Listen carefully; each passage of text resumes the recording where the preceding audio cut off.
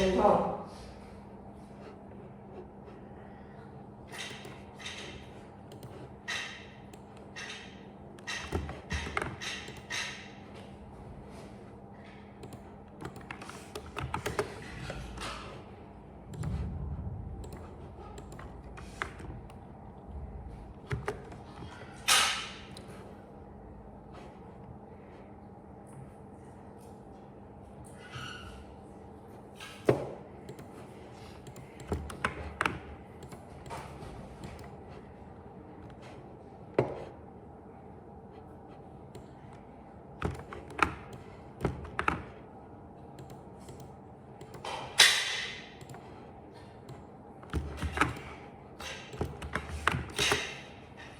Phá nát cái nữa thì là xử được, không có cái chỗ bón một. Không được phá lần nhé, thấy chưa? Xoay một tí đảo nữa nhá. Đấy.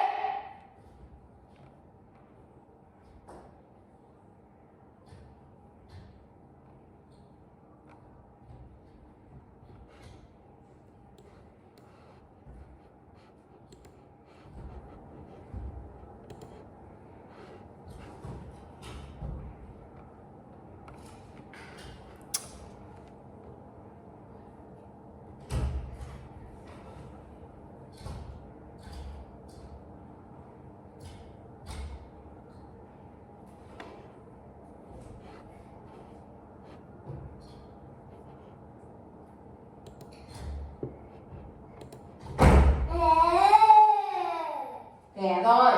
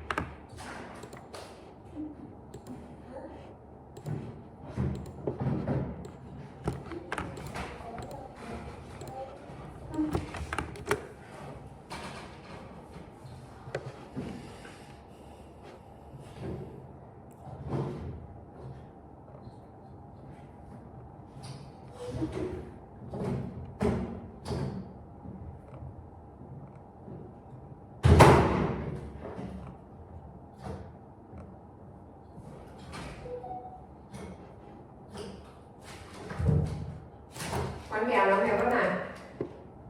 Kẹo được không? Đừng có đánh rơi nhá.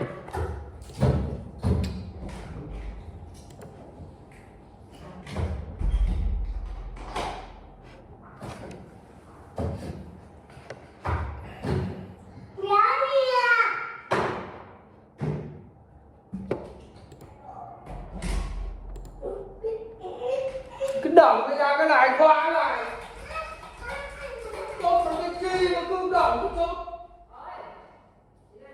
Ồ, cái thằng gì nó thay la.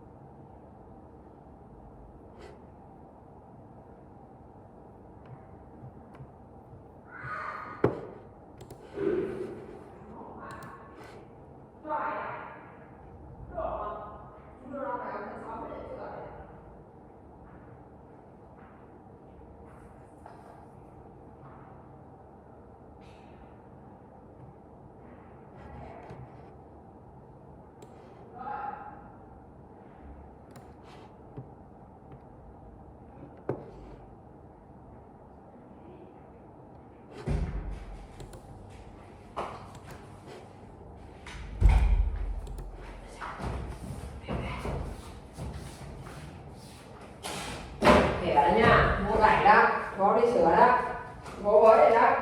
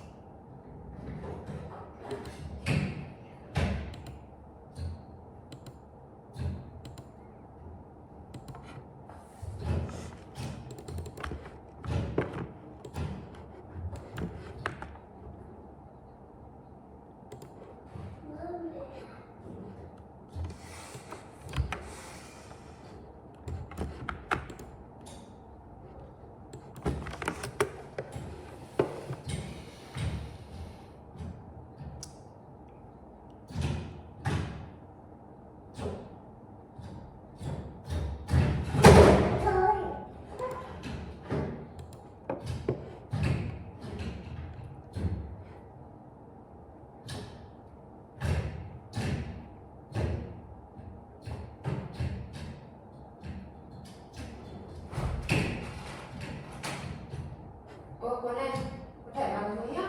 Cô cứ gãy đấy. Không. Để rồi cho đợt xem.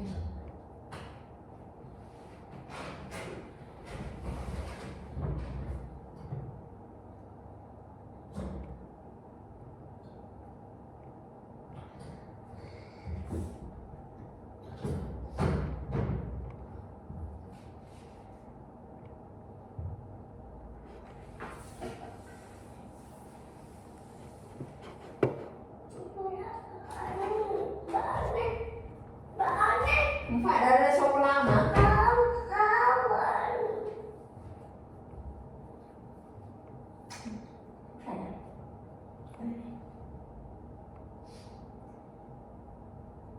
Chú bữa nay đừng bán đi học không? Một đó mình con đi học à? Đỡ nhỉ.